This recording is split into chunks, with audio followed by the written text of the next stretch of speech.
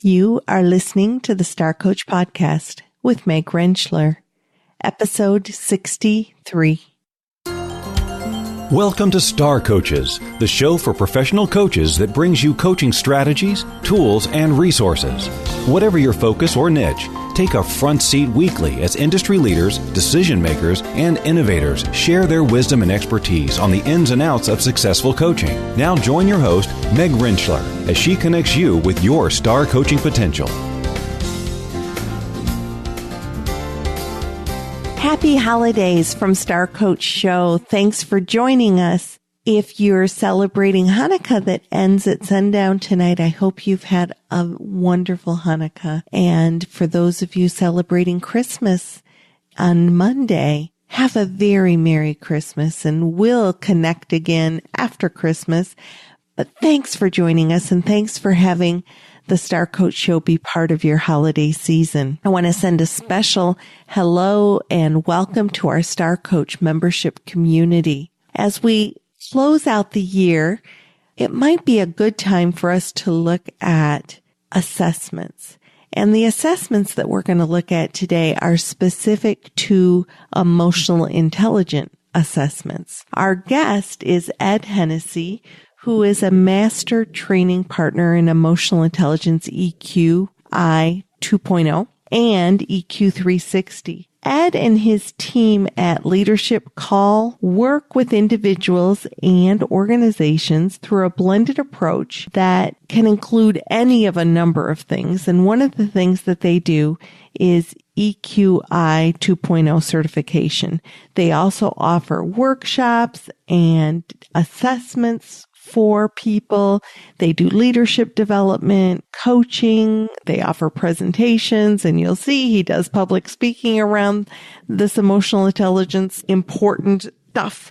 But the key thing is that Ed and his wife are specialists in emotional intelligence, and he is going to share with us not just information about the EQ certification that he's certified in, but also the three major emotional intelligence assessments, and is kind enough to give us an overview of all three of those assessments and how we as practitioners might want to choose the assessments that we use in our practices, since it is definitely an investment of time and money and energy and we want to be sure we're bringing the best product forward that fits for us and fits for our clients. So Ed gives great information about these three assessments that he'll focus on, but also gives a whole lot of resources for us to explore. So let's go to our interview with Ed Hennessy.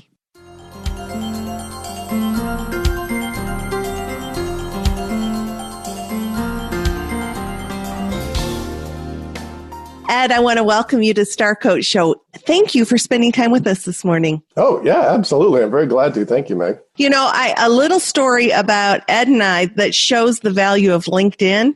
Ed and I were at a function, a coaching function, a couple months ago, And we looked at each other and we said, where have we met? We both recognized each other and knew that we sort of knew each other, and then we realized that we know each other because we're LinkedIn together, and we sort of communicate through LinkedIn. So a little shout out to LinkedIn and the way that you can stay connected with fellow professionals. Well, I was going to say I think we said we're now LinkedIn legitimate, right? Yes, that's right. Yeah, exactly. And Ed was also on my list of people to contact because of his work in the field of emotional intelligence. And in looking at his profile and what he posts, I just knew I wanted to have him on the show. So Ed, tell us a little bit about what you do in the field of emotional intelligence in the coaching world. Sure, absolutely. Thank you, Meg. So our business, Leadership Call, is my wife, Chris, and I. So as a husband and wife team, we work in this field of emotional intelligence. So right there, I can say emotional intelligence does work because Chris and I are able to work as a husband and wife team, able to work very successfully in that, not only, professionally, right, in our relationship, but personally as well. So It just means a lot because we've seen so many benefits from it, and we've been able to share EI with people around the world. And it's great to see the impact that it has. So our focus, primarily, we are emotional intelligence consultants and master trainers. So a big part of what we do is provide emotional intelligence certification training to our clients around the world. And that is, individual executive coaches to internal coaches to human resources, learning, training, and development, organizational development people as well. Really anybody that has an interest in bringing this language of emotional intelligence into their practice or organization. So they come to us to get trained in the EQ-i 2.0 assessment.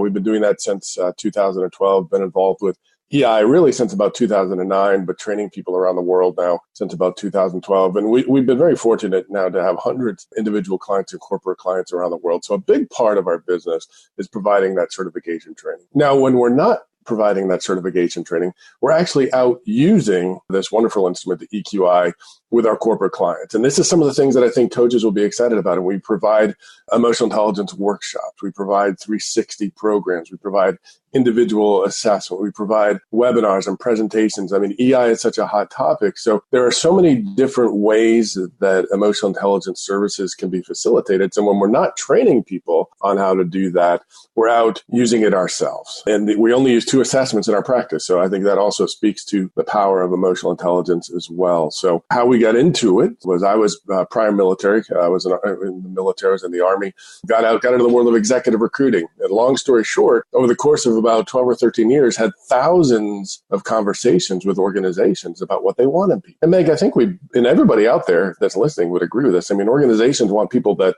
are smart, right, that have IQ. They want people to have the right of professional experience. But then we know there's this other piece. Now, in the past, we used to call it soft skills or people skills or whatever it might be. But I think we all now realize that we now call that emotional intelligence. So it's this third critical area in what organizations want in people. And we were just able to leverage, all those really thousands of hours of conversations and looking at competency models as the foundation for emotional intelligence. So that's sort of where it all began. Excellent. And you've touched on this a little bit, but can you go a little bit deeper into what do you think makes EQ such a hot topic in corporate America? You hear it over and over now, maybe even compared to 5-10 years ago. Yeah, absolutely. I think the big thing there, drawing on my military connection, there's this military acronym that's now used it's been used in the business world for a little while. It's called VUCA, which stands for volatility, uncertainty, complexity, and ambiguity. And it's the nature of the business world we think about. So if you think about since 2010, right, we have seen in this very short period of time compared to the past, since 2010, we've had companies like Dropbox, and you mentioned LinkedIn, and Uber and Snapchat and WhatsApp and all these service, Airbnb, right?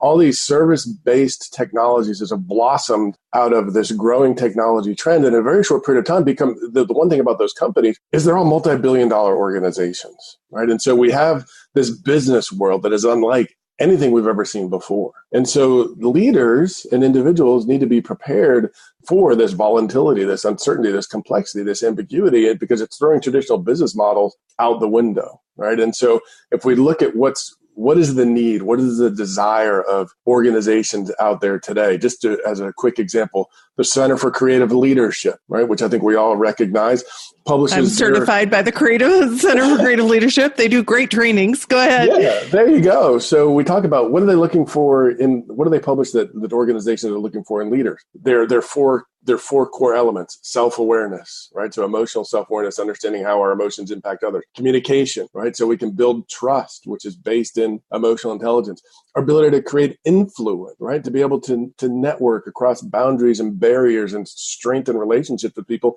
And then we talk about learning agility, right? So one of the questions, and I love this question that Korn Ferry puts out, they say, what learning agility does is it allows the leaders to know what to do when they don't know what to do. In other words, how do you lead when you don't know what to do, right? As a business leader, when you're facing this VUCA world, how do you navigate through all, right? And they talk about these different types of agilities, mental agility, right? So be able to think critically, making connections that have never been seen before. We talk about people agility, right? Being able to connect to people and lead through tough situations. So that certainly connects to emotional intelligence.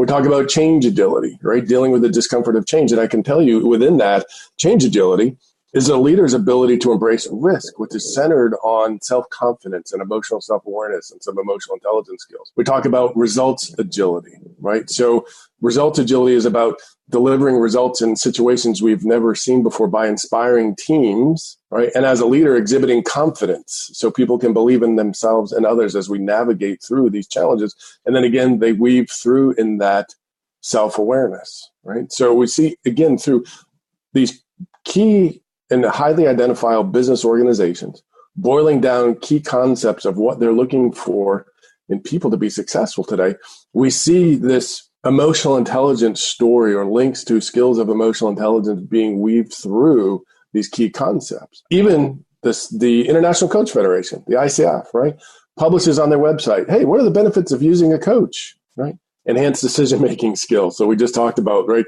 all those things about being able to lead people through difficult situations and challenges which are connected to skills of emotional intelligence. ICF website says greater interpersonal effectiveness, right? The ability to build relationships with other people. So, how important is trust, right? Stephen Covey talks about the speed of trust. Yeah. There's science now out there about oxytocin, which is a bonding chemical. And as we leverage relationships, it builds. So there's not only this concept of emotional intelligence, there's science behind it. The ICF website even goes on to talk about increased confidence, and the list doesn't end there. So it talks about, right, straight from the ICF website, right, improve self-confidence, improve relationships, improve communication, improve work-life balance. All of that, Meg, we can all look at that. And if we step back for a moment and take a look, what are we going to see? Knowing ourselves better, knowing others, being able to leverage those relationships, being able to build trust and work together collaboratively with people as we work through challenges that the business world may have never seen before. So from that, we can start to see this emerging story of emotional intelligence and why it is so popular today. And when you work with, I can see coaches definitely wanting to kind of get on the EQ bandwagon, learn, grow. What's your experience with companies and them getting on board and understanding? I can imagine that the science behind it is certainly helpful in that. Oh, yeah, without a doubt. So the science is key. Now, there are quite a few emotional intelligence assessments on the marketplace today, without a doubt. I mean, you can go to Google and type in, free emotional intelligence quiz and take one. But you and I both know you get what you pay for. Right. So the science is a key part of that. And there are some really important things we want to understand as we look at the science of EI. The first one is we look at the marketplace and we think, okay, what are the key assessments that are out there? Well, even before that, we should look at what are the questions, that somebody should think. So if a coach is considering adding an emotional intelligence assessment to their practice, and I've got to say, Ed, that is one of the questions that I get on a regular basis. There's so much out there. There's so many different assessments. How do I even begin to navigate? Because every assessment that you choose to add to your box is an investment in time and energy and resource so that you can get really good at, so you certify people. Those people are obviously paying for that certification. So what kinds of questions should coaches be asking vendors and different instrument providers on what the value is that they bring? Yeah, absolutely. And I would share the question that we get asked the most, because we're using it, right? So the question we get asked the most, that the coaches would get asked the most, is what is the science behind your assessment, right? Who recognizes it? So the American Psychological Association, the APA, I think everybody's familiar with that organization. So they have a ranking for assessments, and one of them is what we call a level B, the B as in Bravo. So a level B, so that's the first question that we should look at when we're considering an emotional intelligence assessment. Is it recognized as a level B assessment by the American Psychological Association? Right there, that one question will eliminate a significant number of emotional intelligence assessments in the marketplace today. It's not that they aren't good assessments, right? It's just, what is the science and the research behind that assessment, right? So if you're really marketing an assessment that you've been trained and certified in, you being able to say that it's a level B APA assessment is a big thing. It is a real big deal because it specifically speaks to the research and the science behind the assessment, what we say the psychometrics, right? The reliability, the validity. It also being a level B, the APA says you have to be certified to use it, right? So, so if you look at making your coaching business, right, very marketable to key organizations, because the world we're in now, Meg, is different as it relates to AI, is different from 5 or 6 years ago. 5 or 6 years ago, people are still like, what, kind of what is emotional intelligence? Can you share that with us? Exactly. The marketplace is significantly more educated now. They're not going to ask you what EI is. They're going to ask you who recognizes your assessment. Tell me about the psychometrics. What is the reliability and the validity? And all of that can be answered simply by saying, well, this assessment that I'm using in my coaching practice is recognized as a level B by the American Psychological Association. So all of those, I's have been dotted and all those T's have been crossed. So that is one of the first questions that you want to be prepared. The number one that you want to ask, and number two, you want to be prepared to answer. The other thing is that who recognizes it beyond just the APA. There's an organization out there called the Consortium of Emotional Intelligence. So there's a website called, I think it's eiconsortium.org. If you Google it, you'll find it. And what it is a global think tank of sort of all the recognized thought leaders in the field of emotional intelligence. So very informative website. You can go there and see a number of the EI assessments that are out there and recognized by the Consortium of Emotional Intelligence. So in there we have people like Ruben Baron and Daniel Goleman and Peter Salovey and John Merritt. So some of these others who are sort of recognized thought leaders in the field of EI. So that is a good place to go to also see if the EI assessment you're considering is listed and recognized by this group. Not to say you shouldn't use it if it's not, but it's also a big plus if it is. You're just giving sort of best practices. Yeah, exactly. Mm-hmm. The other thing to look at, what's also published is it's by the Bureau Institute. It's BUROS, it's Bureau Institute. And so the Bureau Institute publishes every year their mental measurements yearbook. And so it's basically this assessment or test orientation and evaluation, all the assessments that are out there, and they have a searchable database that you can search to see if the assessment you're considering is listed and is it, how is it evaluated and what is the information on it? So if you search Google for Bureau Institute, you'll be able to find that organization as well. Now, does that organization, the assessments, beyond even EQ assessments, is that just a good resource to have on any assessment that a coach might be thinking about having? That's a great resource to have on pretty much any assessment. That's great to know. Yeah, absolutely. So with that, the next question is, okay, so if we apply that criteria, right, to looking at the assessments or the emotional intelligence assessments that are out there in the marketplace today, what are some of the ones that pass that criteria, right? So there's sort of a top three in terms of emotional intelligence assessments that are out there. And so I'm going to borrow a little bit from Daniel Goleman because most people know the name Daniel Goleman. Yeah, and I think he's okay with you borrowing his intelligence. Go ahead. Yeah, because I'm about to give him a good plug. Yes. So most people, as they look at emotional intelligence, they may see the name Daniel Goleman. Of course, he's a pioneer in the field of EI. In his assessment, the ESCI, the Emotional Social Competency Inventory, and that's again the ESCI.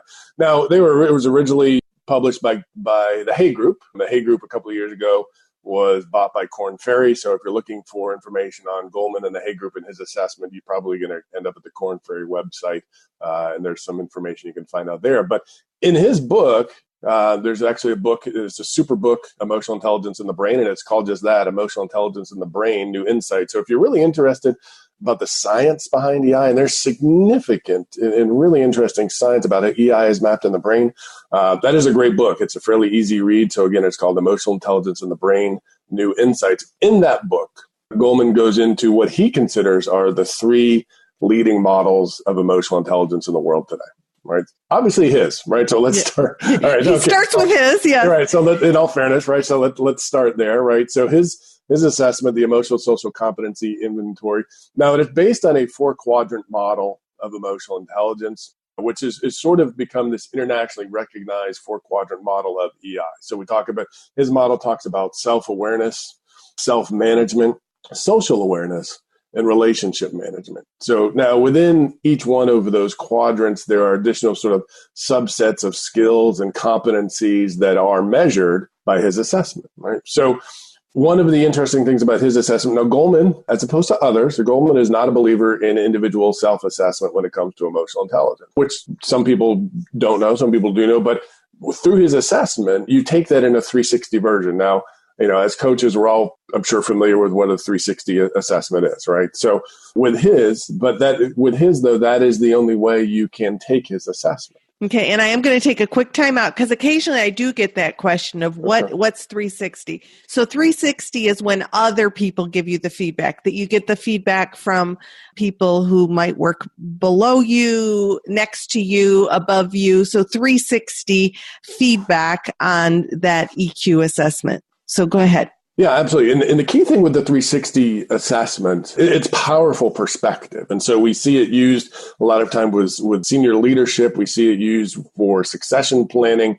The challenge with a 360 assessment is there's challenges. Yes. Yeah, well, there's a lot of challenges to make sure it's done the right way and facilitated the right way to get the right outcome. But one of the challenges is just for, if you have a frontline leader or an individual performer that is looking for emotional intelligence-based development, a 360 assessment, or what we call a program, might be too big of a step, right? It may just be better that they had some individual self-assessment as it relates to emotional intelligence, so they can learn some things about themselves and how they see themselves from the EI perspective, and have some development based on that, which is powerful. And a lot of organizations are looking for solutions there. The challenge with the ESCI or Goleman's perspective is that you can only take it in a 360 version. Okay, so that's good. That's good information to have. Yeah, so there's a little bit of a limitation there, but it is still a highly regarded, highly recognized assessment. It's considered a level B, like we talked about by the APA. To become certified in the ESCI, you actually do have to apply. You have to actually, believe it or not, send in a copy of your resume. They look at your educational background. They look at the coaching work you've done. It's rather an extensive process. And quite frankly, not everybody gets in. So right, which is why it's a selection process. Okay. Yeah. So they have to interview, they interview you telephonically to talk about your credentials, your professional history, and so on. So, while there's some benefit there are some exclusions for people that may just be getting starting in their coaching practice and not meet that criteria. So, right. Well, and I would think, this is completely, I don't know this, but I would think with that extensive of a process, it might also be a very expensive certification process. Yeah, that is true. It is rather on the expensive side. I don't know. I know I've looked at the certification cost in the past. I can't remember it off the top of my head, but I know it tends to be, compared to others that are out there, it does tend to be a little bit on the expensive side. Okay. So that's something else to kind of consider. Yeah, absolutely. Good information about that. Super. Yeah. Now, one of the other models that Goleman talks about in his book is called the Mesquite. It stands for the Mayer Salovey Caruso Emotional Intelligence Test. The Mesquite is published by Multi Health Systems. They're out of Toronto, Canada. They've been in business for about over 30 years. They're a leading global provider of psychological assessments worldwide, so a highly regarded organization. Also, the Mesquite, Grant has a little bit of buzz behind it because Peter Salovey happens to also be the president of Yale, this little school up in Connecticut that most people might be familiar with, right? And Yale does actually have its own center. This is very cool. Yale has its own Center for Emotional Intelligence on campus. So they do a lot of work with their MBA students. A little side note, if you're interested in emotional and social learning for children, they have this phenomenal program called the Ruler Program that is headquartered out of Yale, run by a gentleman named Dr. Mark Brackett. So if you're interested in applications of emotional and social learning for children, you should look at the Ruler Program. Ruler? Yeah, RULER. Okay, Ruler. And it all stands an acronym, and I can't remember exactly what it is. Right, that's okay. Yeah, but so with the Mesquite, now the Mesquite again is also a level B assessment. Now they have a 4-dimension model that talks about, it's similar to Goleman's, but this one talks about perceiving, how we perceive emotional information, how we use emotional information, sort of how we understand emotions in ourselves and others, then how we sort of regulate and manage that. Now, the Mesquite has several scoring options. With the Mesquite, though, it is a test. It's called the Mesquite test. Goleman's is an assessment, and this is a big deal. The Mesquite is a test. With a test, you can have a more correct answer or a less correct answer. All right. So Goleman's is an assessment, right? Mesquite is a test. Now, it's a highly regarded assessment. It shows, again, responses that are either sort of more correct or less correct compared to a normative sample. It's also not available in a 360 version. All right. So a highly regarded assessment, used worldwide, level B, recognized by the APA, but it is a test. And sometimes that can be a little bit of a hurdle. If you're trying to bring emotional intelligence into an organization, telling people they're going to take a test could have some negative connotation, possibly. Yeah, not to say that it can be overcome, but it is something to just keep in mind. Right? Now, the third assessment that Goleman recognizes, it's actually the one that we use, that Chris and I use in our practice. It's called the EQ-i2.0, or EQ-i standing for Emotional Quotient Inventory. Now, the EQ-i is based on the work of Dr. Reuven Bar-On. So Bar-On created the first, what he called Bar-On EQ-i. He started his research back in the 80s, and his premise around emotional intelligence was, why do people who graduate from college with a C, grade point average, end up having, or let me flip that around. His premise was, why do people who graduate from college with an A, all right, GPA, end up working for people who graduated from college with a C, all right? In other words, okay, being smart is great, but there's a whole lot more to being successful and being a successful leader than just how smart we are. And we all know that now. But back in the 80s, we wouldn't have, right? Yeah, that was the premise for his work. And that was research that he facilitated over 20 years. The EQ-i was originally tested on a couple 100,000 people worldwide.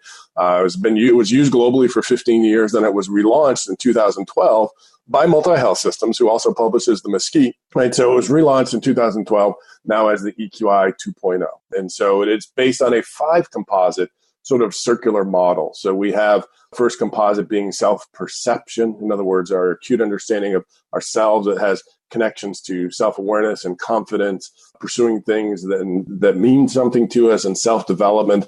The second composite is self-expression, which is how we take that internal perception and then we begin to share it outwardly. So how do we express ourselves? How do we share our emotions with the people around us? So it has connections there to very powerful, what we call authentic leadership, right? So it's just a key thing that a lot of leaders and organizations are looking for today is how do we show up as transparent and real and believable, being able to create influence and buy-in to the people in our organization? Well, a big part of that is being able to effectively express ourselves and share our emotions in a way that resonates with others. We talked about the interpersonal composite. So the interpersonal composite is our ability to build healthy emotional relationships with the people around us. So we have things like trust, where we talked about Covey and the speed of trust, and nothing really happens without trust. So our ability to build trust in the relationships we have around us, to generate a level of respect, right? To show appreciation, all of that, Meg, fosters effective communication, collaboration, a willingness for people to give, to go above and beyond. There's connections in that to employee engagement, right? And then we talk about this fourth composite of decision making, right? Which we've seen now show up through the Center of Creative Leadership, even the ICF website as well. So our ability to really understand emotions as we work through challenges with others. So to be able to effectively collaborate, right? To be able to see things from a very objective and unbiased perspective, right? And then we talk about one thing that I know we can all relate to these days, stress management, right? Our ability to handle stress. So I like to call it the resiliency composite. So our ability to sort of handle all the change that life's going to throw at us with a positive attitude. So it's circular in nature because all of those 5 composites connect to each other. They build on each other. And this assessment also has a separate level of measure of well-being. So we know, in today's world, self-care, well-being, happiness are critical aspects to success as well. So that is the assessment that we use in our coaching practice, the one we focus on. So those 3, right, the ESCI by Goleman, the Mesquite, right, published, let me back up. So the ESCI, again, published by the Hay Group and Korn Ferry, Daniel Goleman's assessment. The Mesquite, Mayer Salve Caruso Emotional Intelligence Test, published by Multi-Health Systems. And the EQ-i 2.0, also based on the original work by Bar-On, also published by Multi-Health Systems. Can I ask you something about that third one? So that, I'm assuming, is it's an assessment that the client themselves takes. It's not a 360. Yeah, thanks. Super question. Thank you. And I forgot to mention that. So the Mesquite is individual assessment, no 360. Goleman's is 360, no individual. Right. The EQ-i 2.0 is an individual, a self-assessment, and a 360. So it has more options to be able to leverage it. Yeah, so the EQ-i 2.0 has what we call a workplace report, kind of that individual performer report. It's got an individual self-assessed leadership report. It also has a group report. So that's very exciting because there's a lot of work today around that coaches could add to their practice around group or team-based emotional intelligence development. Yeah. Absolutely. All the different things you were talking about are such, I mean, if we were to kind of step even beyond the value that you bring with bringing all those elements into the foresight for both a client and an employer, but just as a way to market yourself, I mean, all those things are things I would assume both clients and employers want to be able to leverage, be able to tap into. Well, absolutely. Because you're right. You hit on three things there with the EQ-i can offer. It offers the individual assessment, right? It's the individual self-assessment. It offers actually two 360s, a workplace 360 and a more detailed 360 called the leadership 360. So you have individual assessment, you have 360 assessment, and then you have the group report, which you can then facilitate with groups and teams. So so a coach, right, can not only, with the EQ-i, can not only offer, again, individual assessment, they can offer 360, and they can offer group-based or team-based emotional intelligence development as well. So three areas versus the others, which may just offer one or the other. And you didn't mention this, but I'm once again assuming that this is also a level B APA assessment. Yes. Yeah. All three of those are recognized by the APA as level B assessments. You have to be certified to use them. And so we talked about a little bit about the certification cost of Goldman's, a little bit on the expensive side, the Mesquite, also a little bit on the expensive side, the EQ-i, probably a little more reasonable compared to the two others. And since that's what you do, can you tell us a little bit about what would be a process for getting certified in the EQ-i 2.0? Sure. So getting certified in the EQ-i 2.0, we offer that both online and in person. And we've been able to certify people virtually around the world. In our program, right, as master trainers, Chris and I facilitate our program of certification. Both options, in person and online, are identical curriculum. The exercises are the same. The training materials are the same. So you just need to decide which one would be better for you. We have people come into Dallas from around the world to get certified, but we also have clients in Saudi Arabia and Chile and France and England. And I mean, Trinidad and Tobago, we had somebody. I frankly never really was sure what that place was until we had somebody ask us to attend certification. And now I know. So certification involves, once you decide which route you want to go, it involves obviously registering, and then you go through pre-work, which is you get a copy of the book, The EQ Edge, to read, so it begins to build your foundation around emotional intelligence in this model. You have three online e-learning modules to complete, so you learn about sort of, again, an additional foundation of emotional intelligence. You learn more about the science and the psychometrics, and then you begin to learn about the 360. You also then take the individual EQ-i assessment. You go through a debrief with me personally, and that's where we take you through your individual results, and you begin to understand emotional intelligence skills that you use quite a bit that you can leverage, sort of considered strengths. It also reveals potential development opportunities, and we make connections to an action plan that you can then take going forward. And then you attend a 2-day certification training. Again, whether that's live or in person or live online. At the end of that, there's a final exam to complete. Once you do that, you are connected to multi-health systems. We are not a distributor. There's no distributor model. You purchase the EQ-i assessments directly from multi-health systems. So about how many hours is the certification training? Certification training is, there's 2 days, 2 8-hour days, that's 16 hours. That's just probably about 19 to 20 hours of actual training time. The 2-day back-to-back, 8 hours each day, and then the pre-work prior to that, 3 to 4 hours there. So it is a very comprehensive, rather fast-paced and sometimes intensive download of information. And because of that, one of the things that Chris and I offer to our clients who come to certification for us, we offer monthly free online refresher training. So people come to us, plug into this free training, keep their skills fresh, continue to dive deeper into the reports, and continue to sort of build their own professional education around emotional intelligence and the different applications of it. But then the cool thing about, and I want to talk briefly about this portal, It is a wealth of resources inside this portal that the coaches have access to. It's phenomenal resources on emotional intelligence, but one of the things that's in there is like a framework to how to run an EI workshop. I mean, so the coaches come out of certification not only understanding how to use the assessment and immediately being able to begin using it, but fully equipped with a wealth of resources to immediately start growing their emotional intelligence practice. So it's very deep. There's a lot of support and resources and ways to support a coach to bring the best value to their clients and build their knowledge base. Absolutely. You are not left on an island. You have questions. Hey, I'm certified. Where do I go? How do I do this? Wealth of resources available to you to help you be successful in that regard. Good. And I'm ICF CEUs at all? Oh, yeah. Thank you. That's a little important, right? It tends to be a factor. Sometimes people are interested in that. Yeah. So our certification program, and thank you for asking that, our certification program offers the coaches 17.5 hours of certification credits, 10.5 of core, which I know is a big one. It's a biggie. Yeah. 10.5 of core and 7 of resource development. Good.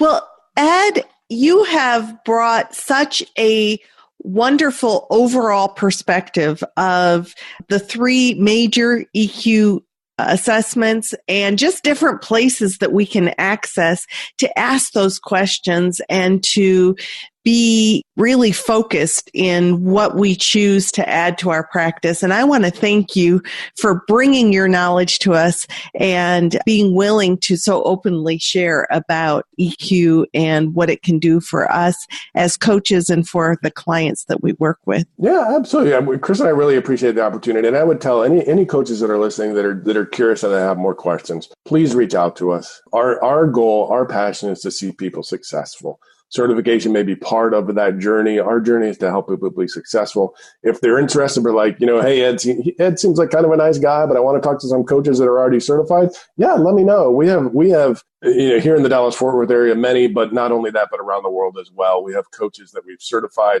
that I know would be glad to be references and chat with other coaches about, using the EQ-i and what that's been like. That's great. So I will put Ed's information on our resource page at starcoachshow.com so that you can link up with Ed and ask questions. And I will also put the different resources that you mentioned throughout the show onto our resource page. Cool. Thanks, Ed. You have a great day. Thank you, Meg, very much. Take care.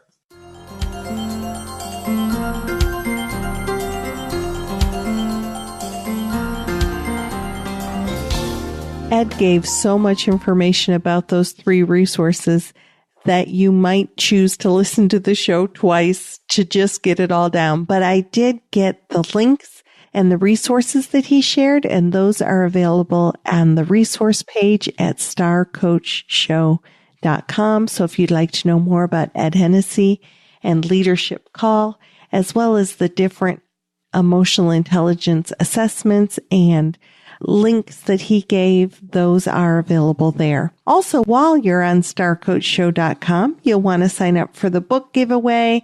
You can check out information about the membership site, and you can leave comments about any show right on our site if you'd like. If you enjoy the show, I would very much appreciate review on iTunes.